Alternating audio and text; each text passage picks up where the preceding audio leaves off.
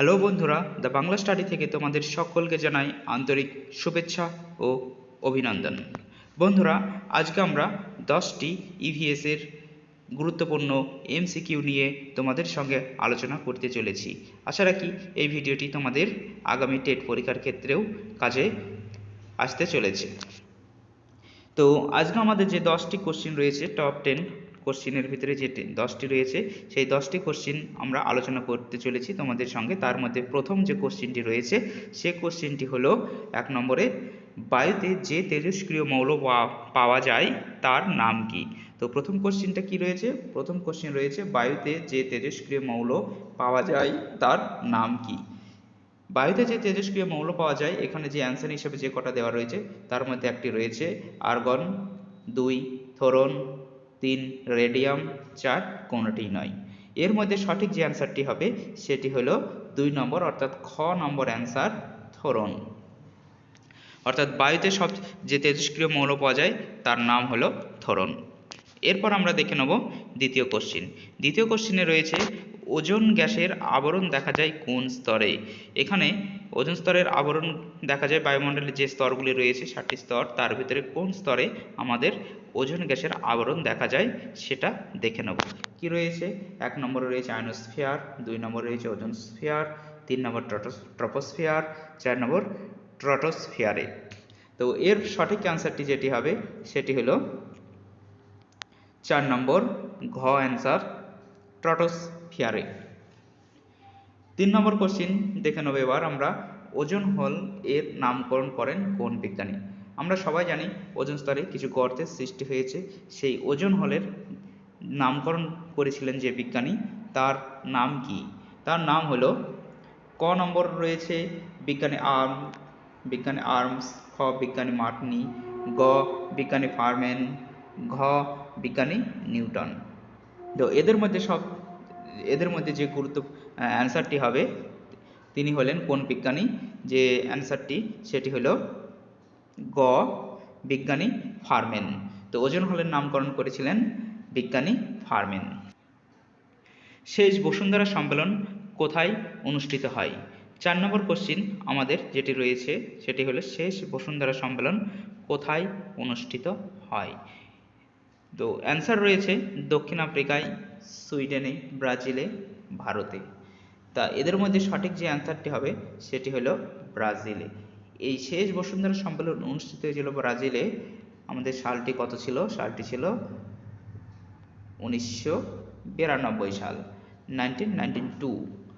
5 নম্বর question হলো, আবহাওয়া পরিবর্তনের কারণ কি? আবহাওয়া পরিবর্তনের কারণ হিসাবে এখানে যে কটি দেখানো রয়েছে সেটি হলো অতিবৃষ্টি, গ্রিনহাউস গ্যাস, ভূমিকম্প, না বনভূমি কমে যাওয়া। এই 4টি কোশ্চিনের অ্যান্সারের ভিতরে কোনটি সঠিক অ্যান্সার বলে মনে হয় বন্ধুরা? তোমরা কমেন্ট করে জানিয়ে দিও সব থেকে কোন অ্যান্সারটি এর জন্য সঠিক বলে মনে হয়। এর ভিতরে যে অ্যান্সারটি সঠিক সেটি হলো বনভূমি কমে যাওয়া। আমরা সকলেই জানি বর্তমানে আমাদের পৃথিবীতে গাছপালার পরিমাণ ধীরে ধীরে কমতে শুরু করেছে, যার ফলে আবহাওয়ার একটা বিরাট পরিবর্তন ঘটতে চলেছে। সেদিক থেকে বনভূমি কমে যাওয়াই হলো আবহাওয়া পরিবর্তনের একটি কারণ। তারপরে ভূপৃষ্ঠের গড় তাপমাত্রা। ভূপৃষ্ঠের গড় তাপমাত্রা কত? ভূপৃষ্ঠের গড় তাপমাত্রা জানতে চাওয়া হয়েছে। আমাদের ভূপৃষ্ঠের গড় তাপমাত্রা 15 ডিগ্রি সেলসিয়াস, না 20 ডিগ্রি সেলসিয়াস, না 22 ডিগ্রি সেলসিয়াস, না ঘ 25 ডিগ্রি সেলসিয়াস। এদের মধ্যে সঠিক যে অ্যান্সারটি হবে সেটি হলো 1 নম্বর অ্যান্সার, ক 15 ডিগ্রি সেলসিয়াস। 15 degree Celsius. 7 নম্বর কোশ্চিনে কি রয়েছে? 7 নম্বর কোশ্চিন, এটি একটি গুরুত্বপূর্ণ কোশ্চিন। জিম করবেট জাতীয় উদ্যান কোথায় অবস্থিত? জিম করবেট জাতীয় উদ্যান কোথায় অবস্থিত? এর সঠিক অ্যান্সারটি হবে উত্তরাখণ্ডে। জিম করবেট জাতীয় উদ্যানটি অবস্থিত উত্তরাখণ্ডে। এটি কত সালে হয়েছিল? এটি হয়েছিল,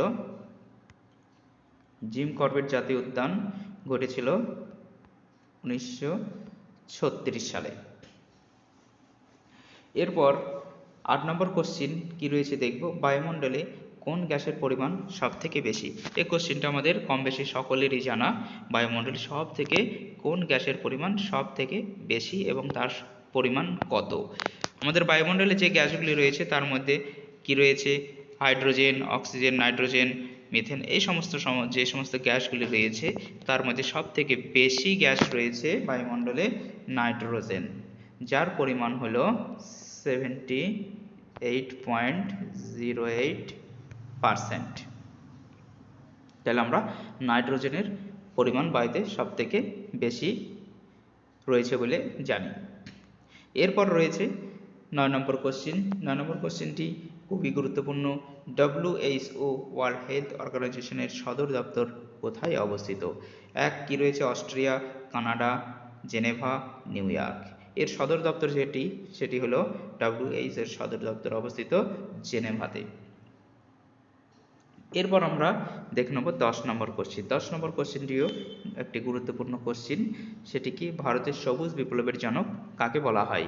ভারতের সবুজ বিপ্লব জনক হিসাবে এখানে 4টে অ্যান্সার দেওয়া রয়েছে। একটি কি, জগদীশ চন্দ্র বসু, MS স্বামীনাথন, মেধা পাটেকর, ঘ বাবা আমতে। এদের মধ্যে সঠিক অ্যান্সার যেটি হবে সেটি হলো 2 নম্বর কোশ্চিন, খ MS স্বামীনাথন। তো বন্ধুরা, এই ছিল আজকে আমাদের টপ 10-এর EVS থেকে MCQ, টপ 10 EVS-এর MCQ, যেগুলি তোমাদের সামনে আলোচনা করলাম। আশা করি ভিডিওটি তোমাদের ভালো লাগবে ও ভিডিওটি তোমরা দেখার পর অবশ্যই জানাবে কেমন লাগলো কমেন্ট বক্সের মাধ্যমে। সেই সঙ্গে লাইক ও শেয়ার করবে। তোমাদের লাইক আমাদের কাছে সব থেকে বড় পাওনার বিষয়। তোমাদের একটি লাইক আমাদেরকে আগামী দিনের নতুন ভিডিও তৈরি করতে উৎসাহিত করে। তো বন্ধুরা, সকলের সুস্বাস্থ্য ও শুভকামনা করি। আজকের মতো এখানেই 10টি টপ 10-এর যে কোশ্চিন ছিল আলোচনা পর্ব শেষ। সকলের সুস্বাস্থ্য কামনা করি এখানেই ভিডিওটি শেষ করছি। Let me up with a bright smile on now.